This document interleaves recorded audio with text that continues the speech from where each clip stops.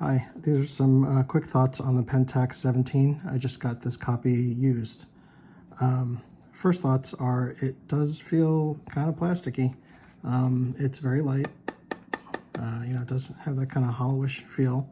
The top plate is definitely where all the meat of the camera is and where all the weight of the camera is, and you kind of wish that the entire body was, kind of as solid as the top plate is.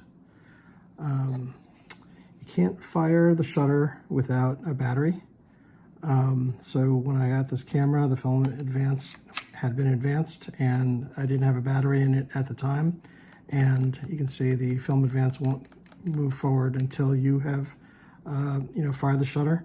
But you can't fire it without the battery. So once that's shot, clearly that advances like that. Another thing to note, I don't know how many people have mentioned this, but when you press the shutter button, the lens does move, and I guess that this probably makes a lot of sense, like why you need a battery in it. So that's how much the lens moves if it's kind of in that macro mode. If you're in kind of infinity or that mountain mode, the movement isn't as much, but it's still there.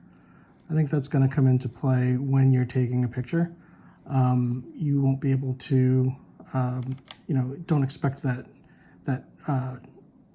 picture to be taken as soon as you press the shutter button. There is going to be a slight lag while the lens kind of catches up. So it's kind of interesting because, it is a little bit of like a zone focus, but it's kind of not. All the dials feel pretty solid on here. They all flip pretty solidly. It's not like, like a light breeze is going to move things. Some folks have mentioned that, with the film advance lever, they have like kind of tweaked the mode dial by accident.